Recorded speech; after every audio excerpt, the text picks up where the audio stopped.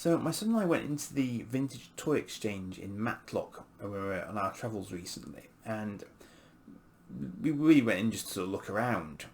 But I'd forgotten that he was quite a big Thunderbirds fan as he was growing up, and he spotted this, which is a Vivid Imaginations Soundtech Thunderbird 3. And he's got a Thunderbird 3 from the Thunderbirds Are Go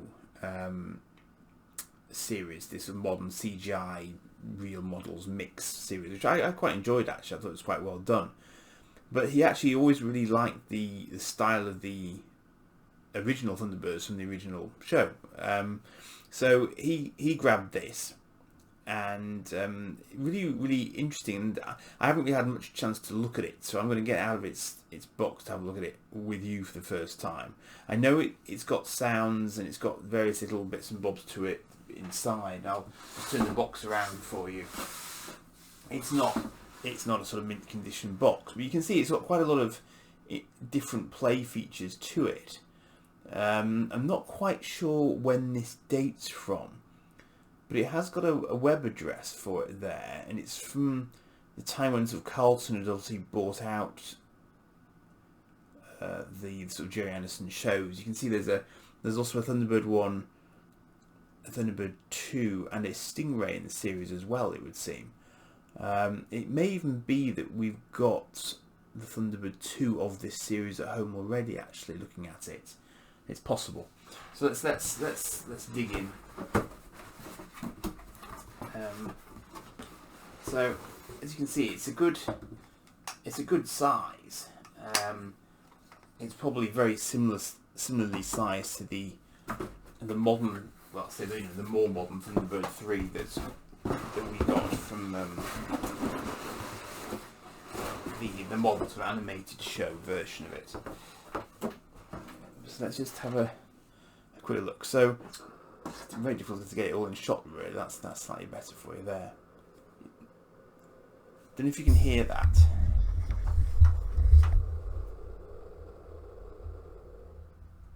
So you can see, it's a classic sort of, if you lift it off the ground, you end up getting the engine noise sound effect, basically.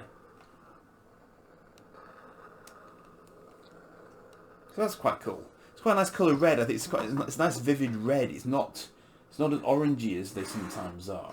Now, in here, you have this rather nice sort of section there, which one of the traces could get into. I'm not sure how many traces we ended up with, and I believe there's also another.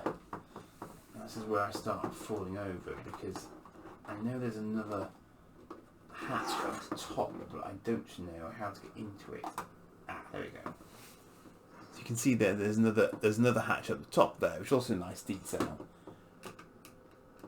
I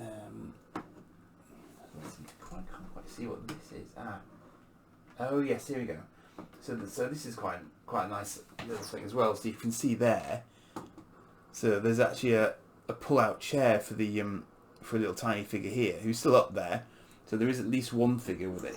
So maybe you could just move another figure across from another set. But I'm wondering if this would actually pull out as well. Let's have a look. It's a classic example of, should have prepared this earlier, I think, here. That goes up. That's interesting. So I've just pushed one from down here all the way up to the top. There's actually a mechanism for that somewhere. I think the battery's a little bit low, but there's a push button here that's got a sound effect as well. Let's move it to the mic. I just want to play ball now. Maybe it has to be landed to do it. Yeah, I think perhaps the batteries are on the verge of giving up, unfortunately. But it's just nice because it's got more than one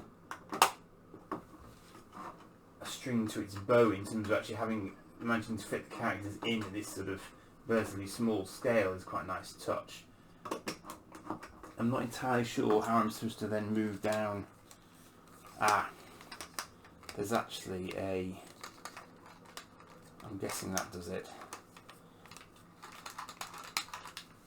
There's a little spinner here at the back, which I imagine is going to, yes, that's going to bring the lift down. That's rather nice. So you can actually move the lift up and down using that.